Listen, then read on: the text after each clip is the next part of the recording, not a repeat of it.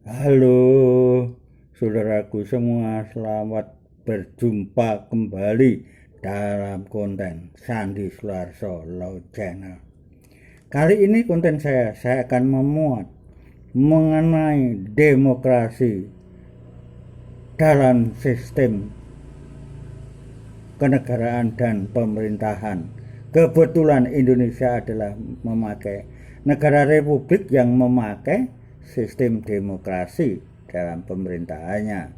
Ya, menurut saya Indonesia ini adalah sistem demokrasinya adalah demokrasi Pancasila.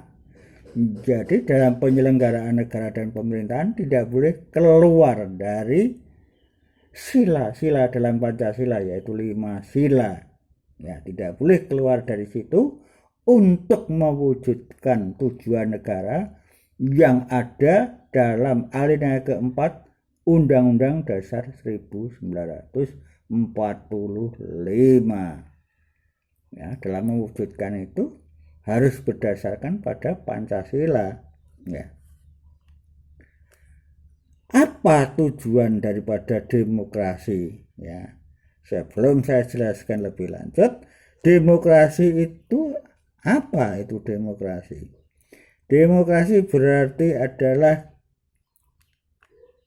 suatu kebebasan yang dipunyai rakyat di dalam andil ikut berbagi hak dalam penyelenggaraan pemerintahan, baik secara disuarakan langsung atau melalui wakilnya.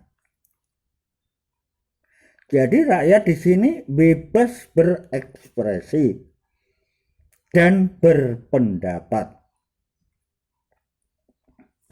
Selanjutnya, jadi negara yang menerapkan ini memberikan hak kepada rakyatnya untuk menyuarakan suara pendapat hingga aspirasi mereka untuk negara, ya, dan untuk pemerintahan dalam menyelenggarakan pemerintahan. Ya. Selanjutnya,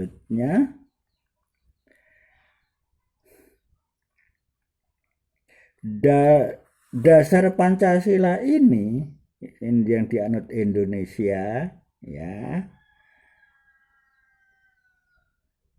artinya negara dalam tindakan sehari-hari, ya, harus menerapkan atau berdasarkan pada sila-sila Pancasila untuk mewujudkan penyelenggaraan negara dan pemerintahan.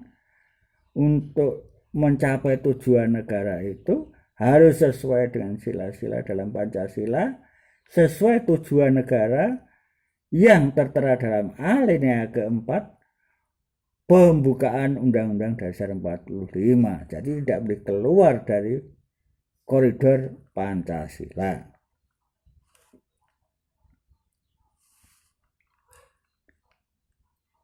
Selanjutnya, apa arti dari demokrasi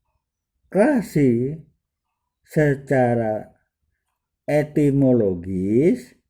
Ya, itu ada dua bahasa, yaitu bahasa Yunani, demos dan kratos, artinya rakyat dan kekuasaan, ya, atau kedaulatan, ya. Di sini demokrasi ada dua, ditinjau dari secara etimologis ada dua bahasa, yaitu bahasa Yunani demos dan kratos, rakyat dan kekuasaan kedaulatan. Yang dimaksud yaitu pemerintah dan rakyat. yaitu rakyat untuk menyalurkan aspirasi secara langsung atau melalui wakilnya, ya, yang sudah diatur tiap 5 tahun sekali, misalnya pemilihan presiden, pemilihan wakil rakyat melalui DPR 5 tahun sekali. Yang barusan saja tahun 2024 bulan Februari 2024, ya, bulan Februari tanggal 14 penyelenggaraan daripada pesta demokrasi di Indonesia, ya. Menurut kamus bahasa, ya, menurut kamus bahasa, ya, Kamus Besar Bahasa Indonesia, pengertian demokrasi adalah bentuk sistem pemerintahan yang seluruh rakyatnya turut serta memerintah dengan perantaraan wakilnya, ya. Bisa melalui suaranya dititipkan wakilnya, yaitu DPRD atau DPR RI. Selanjutnya, sebagai contoh, Indonesia ini adalah negara yang berbentuk republik, ya, dalam sistem demokrasi Pancasila, ya.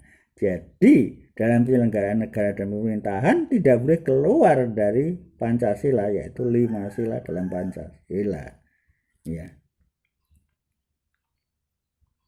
Jadi negara harus tetap berpegang pada Pancasila dalam penyelenggaraan mewujudkan tujuan negara yang ada dalam pembukaan alinea keempat Undang-Undang Dasar 1945. Menurut Aristoteles, demokrasi adalah suatu kebebasan dalam suatu negara.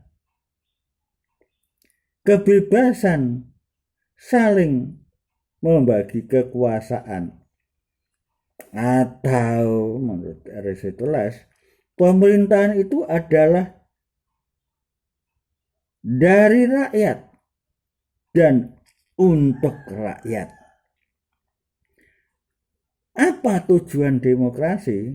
Tujuan demokrasi adalah terciptanya suatu kebebasan rakyat dalam berekspresi dan menyuarakan pendapat untuk negara dan pemerintahannya.